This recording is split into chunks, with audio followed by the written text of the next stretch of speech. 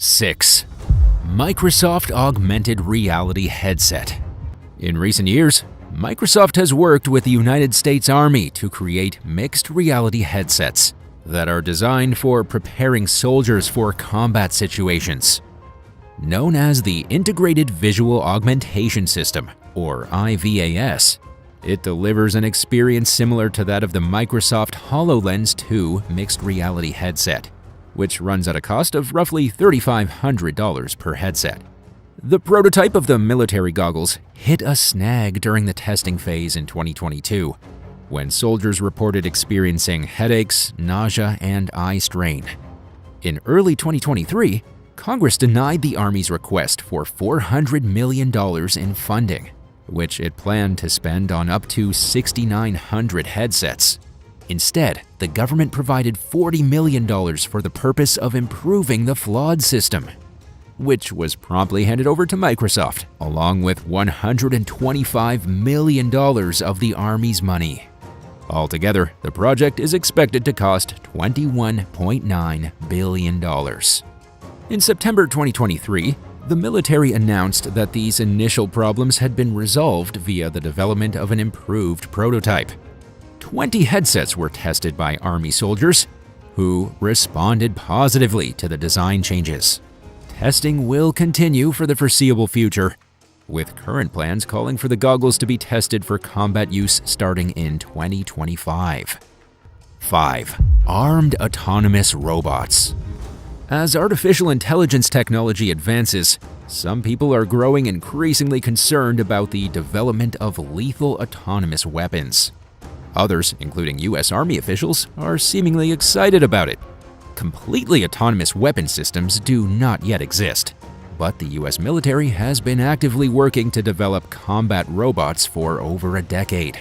Amid the ongoing war in Ukraine and the rising tensions between the U.S. and China, developers have increasingly shifted their focus on optimizing these systems for use in combat. In August 2023, U.S. Secretary of Defense Kathleen Hicks announced a new program called the Replicator Initiative, which seeks to develop thousands of autonomous weapon systems over a 2-year period for all branches of the military. She emphasized the urgent need to innovate when it comes to countering the perceived growing threat of a war with China. According to Hicks, America's biggest challenge will be to overcome China's primary advantage: the sheer number of ships, missiles, and people that it has compared to the United States. She said that the answer is not to match China ship for ship and shot for shot, but to outmatch U.S. adversaries by outthinking, outstrategizing, and outmaneuvering them. And while Hicks didn't explicitly mention AI technology, she described the need for autonomous systems that are attritable, which means that they're affordable enough to lose in the event of something going wrong during a high-profile mission. Supporters of AI weapons tout the advantages of being able to carry out missions from a safe distance, putting fewer lives at risk. Those who oppose the technology fear that these newly developed robots could go rogue and cause unintended damage, including by malfunctioning and launching an attack when they're not supposed to. At least 30 countries, including Austria, Argentina, Bolivia, Brazil, Ecuador, Egypt, Guatemala, Morocco, Namibia, and New Zealand, support a global ban on lethal autonomous weapons. Countries that are deeply involved in the development of these so-called killer robots, including the US, Russia, and Israel, are staunchly against the proposed policy. 4. The Dark Eagle.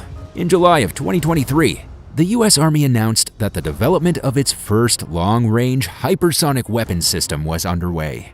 The news came amid a rising interest among American officials in hypersonic technology, which includes weapons and vehicles that are capable of traveling at more than 5 times the speed of sound. While delivering an announcement, Army Secretary Christine Wormuth emphasized the importance of being able to hit targets from very long ranges in the event of a conflict in the Indo-Pacific. More specifically, this was a reference to the increasing tensions between the US and China, which have sparked growing fears that the two countries will inevitably come to blows. While Wormuth said that she did not think war with China is inevitable, she said that being prepared is key to stopping something like that from happening. According to an official report, the long-range hypersonic weapon, dubbed the Dark Eagle by the Army, is designed to fly among the upper limits of the atmosphere, higher than any known air and missile defense systems are capable of traveling. This makes it difficult to detect and puts it out of the range of air and missile defense systems. The LRHW is powered by a Lockheed-built rocket booster, which carries the unpowered Common Hypersonic Glide Body to a high enough altitude and speed for it to travel to its destination at hypersonic speeds. It has a 1,750-mile, 2,800-kilometer range and can reach speeds in excess of 3,800 miles per hour, 6,100 kilometers per hour. As of September 2023, the LRHW was still in its testing phase. The Army missed its original intended deadline of fielding the system by the end of the fiscal year, but reportedly still hopes to achieve its goal by the end of the 2023 calendar year, and has confidently stated that the LRHW will be operational in the very near future. After the most recent scheduled test flight was cancelled for unspecified reasons, Army spokesperson Doug Bush told Defense News that there were problems with the weapon. He declined to go into detail about the specific nature of these issues, but said that it was good that they were being discovered. The Navy is reportedly working to develop a sea-launched variant of the LRHW, with plans to field it into service in 2025. 3. 3D printed munitions and vehicles. In 2021, the U.S. Department of Defense released a statement outlining its first-ever strategy for additive manufacturing, better known as 3D printing. The plan was created with a focus on modernizing long-range precision fires and next-generation combat vehicles. Army officials believe that using 3D printing to manufacture munitions could save millions of dollars per year, making supply chains more resilient at a time when the defense budget is constrained by spending limits and rising costs. The technology has the potential to make innovation more affordable, which would help to fulfill the Army's modernization goals. 3D printing could also save big bucks when it comes to acquiring parts that are no longer commonly made, and which come at an extraordinarily high price from current suppliers. 3D printing is also extremely useful for creating needed materials on demand in a short period of time, and with fewer hands than traditional manufacturing requires. One of the Army Research Laboratory's top priorities in recent years has been to expand its capabilities to produce 3D printed parts. In April 2021, the Army signed a contract for its Jointless Hull project, which seeks to develop a massive 3D metal printer that's capable of producing combat vehicle hulls measuring 30 by 20 by 12 feet, 9.1 by 6.1 by 3.7 meters in size. The project was launched as part of the Army's goal to achieve land superiority when it comes to the firepower, speed, and survivability of its vehicles.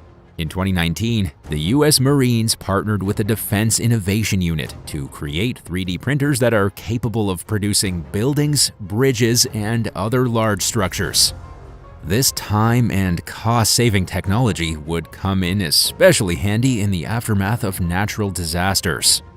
The initiative marked one of its first major accomplishments in 2020 with the successful creation of a 3D printed vehicle hide structure. After receiving just a few hours of training, 8 Marines at Camp Pendleton operated the equipment throughout the entire process of printing the shelter. They completed the print in 36 hours, well ahead of their 40 to 48-hour goal, with almost zero time spent on troubleshooting. One of the biggest setbacks that the military faces with additive manufacturing is the tendency for 3D printed items to lack the same mechanical properties as traditionally produced parts. With the need for parts to withstand extreme conditions, foregoing quality is not an option, and this is one of the challenges that developers are working to overcome. 3D printers also pose issues when it comes to consistency.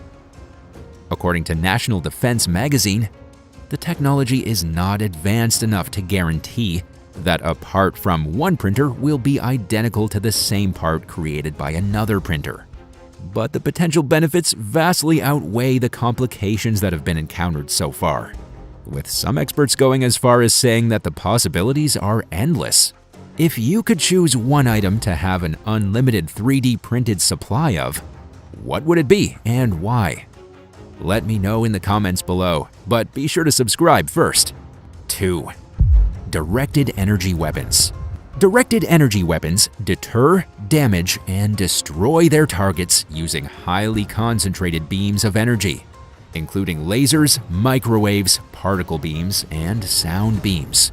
They emit electromagnetic energy at the speed of light and have varying levels of power output based on the type of weapon. High-energy lasers typically have a power output of 1 kilowatt, roughly 200,000 times that of a laser pointer. They produce an extremely narrow beam of light which is capable of melting steel, and are typically used on one target at a time. With a larger beam size than high-energy lasers, millimeter wave weapons and high-power microwave weapons are capable of striking multiple targets at once. The most mild DEWs are used as a deterrent. They inflict uncomfortable symptoms on their targets as a way of keeping people outside a designated area, but do not appear to cause any long-term damage. In most cases, the symptoms go away after someone leaves the targeted area. One such weapon, known as the active denial system, causes a heating sensation by interacting with the water and fat molecules in a person's skin. Other DEWs are designed to obscure the target's vision by creating a glare. Known as dazzling, this is potentially useful as a warning to an enemy before resorting to physical force. Some DEWs use sound. The long-range acoustic device, or LRAD, broadcasts messages at an extremely high volume. It's used for communicating out loud over long distances and as a form of non-lethal, non-projectile crowd control. This high-powered sound cannon also functions as an anti-piracy measure on ships. Multiple branches of the US military are actively researching the potential use of these systems for counter-drone missions and as a defense against ballistic and hypersonic missiles. One of the major advantages of directed energy weapons is the ability to use them discreetly. They don't make any noise and are invisible to anyone outside the visible spectrum. And with virtually unlimited firepower, they may prove significantly cheaper to use than conventional weapons. Directed energy weapons do come with disadvantages. They typically have a shorter range than traditional weapons and are sometimes rendered less effective in certain weather conditions like fog and storms. It's also unclear whether they pose any long-term health effects, and there are numerous other ethical dilemmas, including the potential of harming an unintended target. 1. E-bombs. Most people in first-world countries think of power outages as inconvenient and annoying. But a large-scale loss of electricity could wreak havoc on civilian life and interfere with government and military operations in utterly devastating ways. In many places, the dependency on power is so great that leading parties would not be able to function for very long without it. For decades, weapon developers have entertained the idea of using electromagnetic radiation to cause massive power outages that would knock out any machines that use electricity, including generators, cars, telephones, and computer and communication systems. This could be accomplished through the use of electromagnetic pulse, or EMP weapons, also known as E-bombs. These systems are designed to emit an intense electromagnetic signal into the atmosphere, which would generate a massive electrical current capable of destroying any and all objects that conduct electricity. Power lines, phone lines, and the devices hooked up to them would all be at risk of being taken out. E-bombs would also have the potential to destroy transformers and semiconductor devices, causing destruction on a level where even basic radios would be rendered useless. During the 1950s, American officials became worried about the possibility of an electromagnetic attack on the United States. The US military unintentionally got a first-hand taste of how destructive electromagnetic energy can be while testing a hydrogen bomb in the Pacific in 1958. The blast was so powerful that it induced an intense magnetic field, which produced intense electrical currents that destroyed streetlights in Hawaii and interfered with radio equipment as far away as Australia. After realizing how destructive electromagnetic energy could be, the US government began to worry that the Soviet Union would drop a nuclear bomb from an altitude high enough to cause more far-reaching effects. Their primary fear was that electrical equipment across the country would be knocked out. More recently, fears about EMPs have shifted toward their potential to destroy an area's digital infrastructure. In 2012, the US military successfully deployed a Boeing EMP missile as part of its counter-electronics high-power microwave advanced missile project, CHAMP. The weapon destroyed 7 electrical targets while flying over the Utah desert, including a collection of computers inside a building that all went black as it passed by, and then self-destructed in midair. In a statement, Boeing claimed that the EMP even took out the cameras that were monitoring the test. As of 2022, the military was working to develop an improved version of the CHAMP called the High-Powered Joint Electromagnetic Non-Kinetic Strike Weapon, HIJANKS. The major benefit of EMPs is the ability to render an entire area helpless without physically harming any people or structures, making it non-lethal yet highly destructive. But the technology is far from the point of being put into service. And the major objective of America's EMP developments so far has been to prove that a weapon of its kind is realistic in the first place. Number 8. The GA8 Avenger. The American-made GA8 Avenger is one of the largest and most powerful machine guns ever built. Built by General Electric, this 7-barrel hydraulically powered 30mm autocannon is typically mounted on Fairchild Republic A10 Thunderbolt II attack aircraft that are flown by the United States Air Force. It's also used on ships as part of the Dutch Goalkeeper CIW automatic weapons system. Development of the GA8 began during the early 1970s when GE won the contract to build the prototype. It was originally designed to fire 4,000 cartridges per minute at a speed of 1,000 meters per second. Modern versions of the gun fire at a still very impressive rate at 1,800 rounds per minute, with each 30mm cartridge being larger than a typical beer bottle. In a completely assembled state, the gun measures 19.5 feet long and weighs 4,029 pounds. The GA8's purpose is to destroy a wide variety of targets, including armored personnel carriers, bunkers, retaining walls, fixed and mobile artillery, aircraft, and even heavy tanks. During the Gulf War, it destroyed over 900 Iraqi tanks, 2 helicopters, and around 2,000 military vehicles. In recent years, the Air Force has sought to retire its aging A-10 aircraft fleet. As of 2023, however, the jet's retirement is on hold until the Air Force can prove its ability to replace its fighting capabilities. Number 7. The MG34. General-purpose machine guns are simple, yet powerful and efficient weapons that have been in use since the 1930s. The first ever GPMG was developed by Nazi Germany as a way to circumvent the Treaty of Versailles restrictions on machine guns, which were imposed following World War I. Known as the MG34, the gun was designed as a part of a clandestine military revitalization program that was born out of Germany's desire to get around the Versailles Treaty. They accomplished this through the innovation of an entirely new automatic firepower concept that wasn't considered in the restrictions that were imposed on the country. Dubbed the Universal Machine Gun, the weapon was designed to provide low-level anti-aircraft coverage. The MG34 was capable of firing 850 rounds per minute with a lethality range of over 1,000 meters, and it was light enough for one person to carry, making it unmatched by any other gun of the time when it came to firepower and mobility. It could be mounted on a bipod or tripod for light to medium infantry use, and was also mounted on tanks and other vehicles as both a ground combat and air defense weapon. Soldiers who were strong enough could even hold the gun themselves and fire it from a standing position, which reduced the accuracy of the shot but could come in handy in a desperate situation.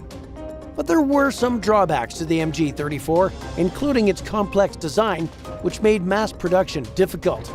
To resolve the issue, the Germans developed the MG42 as a replacement for the MG34. The MG42 was both cheaper and simpler than its predecessor, but both guns remained in production throughout the war. Following the conflict, several countries designed similar guns based on the MG42, including Italy, Austria, and Yugoslavia. Many of the MG42's design elements were incorporated to other GPMGs, including the American M60, the French AA52, and the Belgian FN MAG, which remains in use to this day. Many different models of the general-purpose machine gun have been deployed in the decades since World War II, and it remains one of the world's most popular types of military firearm. Number 6. The FN MAG. The original FN MAG general-purpose machine gun was designed in the decade after World War II, with the purpose of matching the German-made MG42's capabilities. It entered production in 1958 under Belgian manufacturer Fabrique Nationale and quickly proved to be one of the most reliable and durable machine guns ever built. Known for its ability to withstand all types of climate and weather conditions, the FN MAG attracted buyers from all over the world. More than 60 years after the first FN MAG guns rolled off the production line, it remains one of the world's most mass-produced weapons of its kind. It's been used by over 80 countries, including practically every Western nation. Many modern-day GPMGs are based on the FN MAG, including the British-made L7A2, which is the standard-issue light machine gun among all branches of the country's military. The American version of the weapon, known as the M240, has been used by the United States Army since the late 1970s.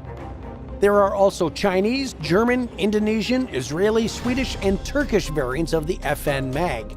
In 2020, members of Israel's National Intelligence Agency Mossad reconfigured an FN MAG gun to be remote control operated. They used it to kill Iran's chief nuclear scientist, Mohsen Fakhrizadeh, in an attempt to curb the country's development of nuclear weapons. According to the New York Times, the gun's components were smuggled into Iran in small shipments over a several-month period. The modified FN MAG was attached to an advanced robotic apparatus, which was designed to destroy the gun itself after it was used to carry out its intended task. Iranian agents working for Mossad hid the gun at a roadside construction site near the town of Absard. A sniper reportedly fired the FN MAG from over 1,000 miles away in Israel. The mission was successful, but the explosives that were meant to destroy the gun partially failed, which is how Iranian authorities were able to determine exactly what happened. When the allegations of a satellite-operated assassination first surfaced, many Israeli experts were quick to dismiss the theory. After doing some extensive digging, journalists from the Jerusalem Post confirmed that the gun was in fact remotely controlled, making the scientist's killing one of the most unconventional uses of the FN MAG to date. Number 5. The PKM. Also known as the Pulmayat Kalashnikova or Kalashnikov's machine gun, the Soviet-designed PKM is a general-purpose machine gun that was introduced in 1961 as a replacement for the aging SGM and RP-46 machine guns that has remained in production ever since. The original PK machine gun was designed by Mikhail Kalashnikov, the famous designer of the AK assault rifles. And one of the reasons it became so popular was because Kalashnikov incorporated elements of the AK rifle that had already proven to be successful. Some experts have even described the PKM as having a much better design than the AK, even though the latter is far more popular. Improved variants were developed over the following decades, and the PK was modernized into the PKM in 1969 and remains in use today as a vehicle-mounted and frontline infantry weapon. Several countries developed their own copies of the weapon, including Poland, Yugoslavia, China, Bulgaria, Romania, and Ukraine. Today, the PKM is one of the world's most popular CPMGs. One of its main selling points is its weight. At just 17 pounds, it's one of the world's lightest full-caliber machine guns. It's also widely favored for its ability to withstand heavy abuse and extreme weather, including temperature fluctuations between -50 and 50 degrees Celsius. During the Soviet era, the PKM was used in the USSR, East Germany, Lithuania, and Yugoslavia. Today, it remains in service in dozens of countries, including the former Soviet and Yugoslav states. The gun has seen combat in numerous major conflicts, including the Vietnam War, the Iran-Iraq War, multiple civil wars in Afghanistan, the Yugoslav wars, and the ongoing conflict in Ukraine. At number 4, the IWI NEGV NG7. Developed for the Israeli Defense Forces during the 1980s, the IWI NEGV is one of the newest general-purpose machine guns on today's list. It was designed as a lighter replacement for the IDF's standard-issue machine gun at the time, the Galil rifle. Also known as Israel's AK-47, the Galil gun was plagued by overheating problems, especially in the hot Middle Eastern climate. As a result, the IWI NEGV was designed primarily with reliability in mind, particularly when it came to its ability to withstand extreme conditions. The gun has a maximum firing rate of 800 to 950 rounds per minute. Its gas regulator can be adjusted to give the weapon more power in dirty and dusty conditions, and it also has a setting which enables the gun to launch grenades from its muzzle. One of the NEGV's biggest selling points is its versatility. Its parts are easily interchangeable, and the gun can be easily converted into 6 different sub-assemblies. The current NG7 variant of the IWI NEGV was introduced in 2012.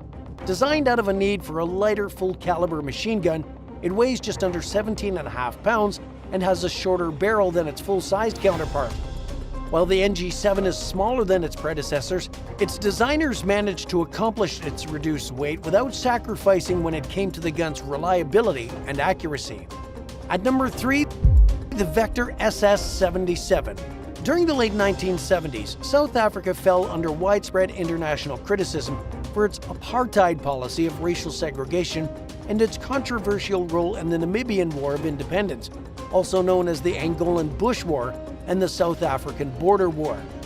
Consequently, most of the world's major gun manufacturing countries imposed an international arms embargo on South Africa, forcing the nation's government and military to manufacture their own guns.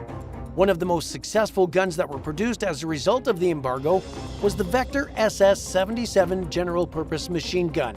It borrowed elements of both the Belgian-designed FN MAG and the Soviet PKM, and it looked very similar to the FN MAG. During its design phase, the SS77 experienced substantial problems that required extensive improvements. By the time it finally entered service with the South African Defense Force in 1986, it had been made into a high-quality weapon, and in the years since, some firearms experts have even described it as one of the world's best general-purpose machine guns. Its reliability and effectiveness have been compared to that of the FN MAG and the PKM, as well as the German-made MG3. After achieving success with the full-sized version of the SS77, the South African military sought to develop a lighter variant known as the Mini SS. It's 3 pounds lighter than its 21-pound counterpart, while boasting a simple yet highly effective design. The SS77 remains in service with the South African Army today. It has also been used by a handful of other countries, including Colombian, Romanian, and Kuwaiti militaries. In recent years, the gun has undergone a modernization scheme to bring it up to par with the capabilities of other countries' machine guns. Number 2, the M2 Browning. Designed toward the end of World War I by American firearm developer John Browning, the M2 Browning is a heavy machine gun that's been in use since the 1930s. At 83 pounds, this belt-fed beast is not the type of gun that someone can just pick up and use. It's typically mounted on military vehicles, including ships and tanks, and is capable of firing hundreds of 50 caliber rounds per minute at a range of over 4 miles. In addition to its power, the M2 Browning has an impressively long maximum effective range of 2,000 yards. For this reason, besides functioning as a vehicle weapon, it's been used as a sniper rifle. The legendary Marine gunnery sergeant Carlos Hathcock made history with the weapon during the Vietnam War in 1967, when he achieved a confirmed kill at 2,500 yards. The M2 has been used extensively in combat, including in World War II, the Korean War, the Vietnam War, the Falklands War, the Soviet-Afghan War, the Gulf War, the Iraq War, and the war in Afghanistan. It's the second longest used firearm by the US military and is a popular choice among armed forces in dozens of other countries. Number 1. The Maxim Gun. The first ever fully automatic machine gun was designed in 1884 by American-British inventor Hiram Stevens Maxim. Known as the Maxim Gun, it was equipped with one of history's earliest recoil-operated firing systems. Because it was equipped with a water cooling system, it was heavy and more complex than some rapid-fire guns, but it made up for its cumbersomeness with its ability to shoot 600 rounds per minute and to maintain its rate of fire far longer than conventional weapons of the time. It was possible for one person to operate the Maxim gun, but it realistically required more multitasking than one person was capable of, especially in combat, and was typically operated by a team of 4 to 6 men. Moving the gun, which was much bulkier and larger than modern machine guns, required multiple people as well. Historian Martin Gilbert described the Maxim gun as the weapon most associated with imperial conquest. It was heavily used by colonial powers during the Scramble for Africa period, when various Western European nations imposed their rule over the continent. Imperial powers were known to lure their less armed African opponents into open spaces before firing at them, giving them essentially no chance to defend themselves. Modern experts speculate that the Maxim gun also had a largely psychological effect on its targets. But the Maxim gun initially failed to gain popularity among militaries who, at the time, were hesitant to adopt the use of a machine gun due to their tendency to jam. Military officials were also concerned about the large cloud of smoke that was produced when the gun was fired, which stood to give away the shooter's position. This changed with the invention of smokeless powder, and it eventually became apparent that the Maxim was far more reliable than other machine guns. The British Army, US Army, Imperial Russian Army, and several other armed forces adopted the weapon, but it saw extremely limited use in combat. By the time World War I rolled around, it was becoming obsolete to better machine guns. Number 9. The B52 Stratofortress. First flown in 1952, the B52 Stratofortress is a reliable bomber built by Boeing. It was originally designed as a plane that could reach the Soviet Union to drop an atomic bomb. However, the plane has been used in combat missions from the Vietnam War until the war in Iraq. It's big, reliable, and downright scary. The B-52 has a wingspan of 185 feet and measures 160 feet long. 8 engines power the plane, which can reach a maximum of 600 miles per hour when flying at an altitude of 50,000 feet. Originally, this plane carried a crew of 6. The B-52 had a gun at the tail and was remotely operated. It was the only defense against enemy planes. The gun was removed in 1991 and the crew was reduced to 5. B-52s during the 1960s were given larger fuel storage and were equipped to be refueled during flight, as well as the bomb storage capacity improved. Another additional feature of the 1960s was arming the planes with air-to-surface missiles and anti-ship missiles. By the 1980s, the B-52 could carry air-launched cruise missiles with nuclear capabilities. The B-52 was used during Operation Desert Storm, and they were responsible for dropping 40% of the bombings. Most importantly, the B-52 is not only used for bombing missions. According to the U.S. Air Force, it is highly effective when used for ocean surveillance and can assist the U.S. Navy in anti-ship and mine-laying operations. In 2 hours, 2 B-52s can monitor 140,000 square miles of ocean surface. Number 8. The F15 Strike Eagle. The F15 Strike Eagle, produced by the McDonnell Douglas Corporation, is part of the F15 Eagle family. The F-15s were delivered to the U.S. military between 1974 and 1994. The U.S. Air Force describes the F-15 Strike Eagle as an all-weather, extremely maneuverable tactical fighter designed to permit the Air Force to gain and maintain air supremacy over the battlefield. These awesome planes have a wingspan of 43 feet and are 63 feet in length. There's a 2-person crew with a pilot and a weapons systems officer. The F-15 can get 25,000 to 29,000 pounds of thrust per engine and can hit a speed of 1,875 miles per hour, which is Mach 2.5. plus accelerating to twice the speed of sound. Strike Eagles differed from regular F-15s because it's a dual-role fighter jet. These planes can do air-to-air combat or do air-to-ground combat. They're equipped with some amazing state-of-the-art technology that sets them apart from other military jets. These jets can detect ground targets from a long distance. The Strike Eagles have low-altitude navigation and targeting infrared for night or lantern systems. This allows them to fly at low altitude and hit targets day or night during any kind of weather conditions. These planes are incredibly accurate and absolutely feared. According to the US Air Force site, the armaments for this plane include one 20mm multi-barrel gun mounted internally with 500 rounds of ammunition, 4 AIM-9 Sidewinder missiles, and 4 AIM-120 AMRAAM or 8 AIM-120 AMRAAM missiles. Finally, these jets can be armed with any air-to-surface weapon, including those that are nuclear.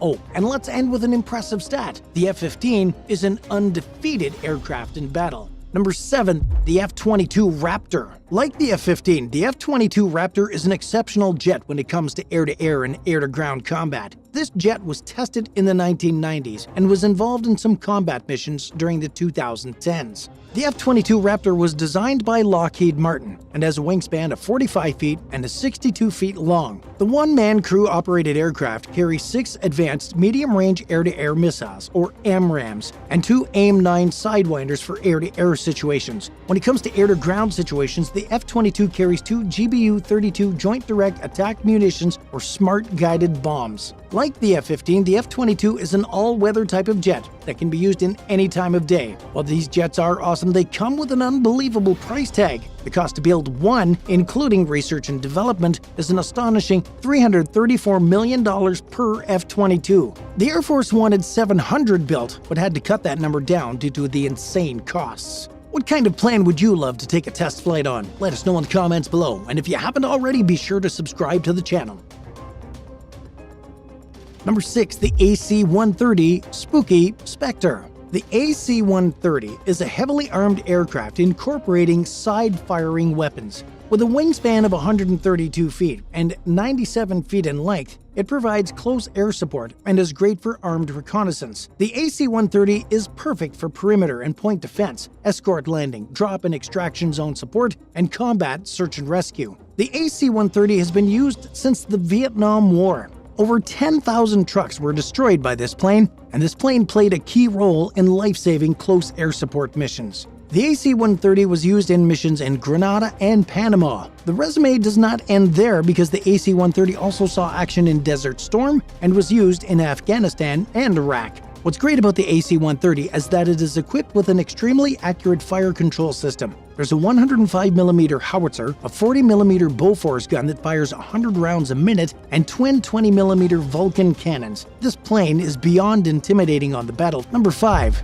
The A10 Thunderbolt II Warthog. What was the Air Force's first aircraft specially designed for close air support of ground forces? The answer is the A10 Thunderbolt II, or Warthog. A prototype made its first flight in 1972, and the aircraft was delivered to the US Air Force between 1976 and 1984. This aircraft has been incredibly reliable for the military for many years. There was a time when the A10 Thunderbolt II was going to be retired, but it turned out to be a valuable asset during the Gulf War from 1990 to 1991. The plane has a wingspan of 57 feet and is 53 feet long. The A10 Thunderbolt has a 30mm Gatling gun that's capable of firing 6,000 rounds a minute. It's also capable of carrying bombs and rockets. The A10 has no problem taking on tanks or light maritime attack aircraft. The A10 Thunderbolt II is designed to get home safely, and the pilots are protected by a titanium bathtub. According to the US Air Force, the A10 can survive direct hits from armor-piercing and high-explosive projectiles up to 23mm. Their self-sealing fuel cells are protected by internal and external foam. Manual systems back up their redundant hydraulic flight control systems. This permits pilots to fly and land when hydraulic power is lost. This aircraft might not be the fastest or the prettiest one in the skies, but with its amazing track record, the A10 Thunderbolt II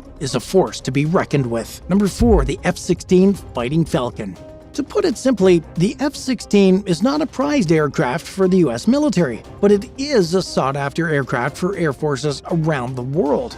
It has maneuverability and is a proven fighter jet. In air-to-air situations, the F-16 is the kind of plane that can get in, take out the target, and return home safely. When it comes to air-to-ground situations, the F-16 is the type of aircraft that can fly 500 miles, deliver a striking blow, and then return home. There is something else exceptional about the F-16. According to the US Air Force, the F-16 can withstand up to 9 Gs, 9 times the force of gravity, which exceeds the capability of other current fighter aircraft. These planes are smaller and they have a 32-foot wingspan and are 49 feet long. The first F-16 model flew in 1976, and in 1979, the first operational F-16 was delivered to the US military. The plane was built under a consortium with Belgium, Norway, Denmark, and the Netherlands. This is an exceptional aircraft that has been used by the US and its allies. It was used in the Israeli-Syrian conflict in 1982 and was also used during the Persian Gulf War. The F-16 was also used during the wars in Afghanistan and Iraq. As the years have gone by, the upgrades for the F-16 have been impressive. It's still a go-to aircraft. Number 3, the AH64 Apache. If we're going to discuss a deadly helicopter, then let's talk about the incredibly awesome but scary AH64 or Apache helicopter. This helicopter is the pride and joy of the US Army.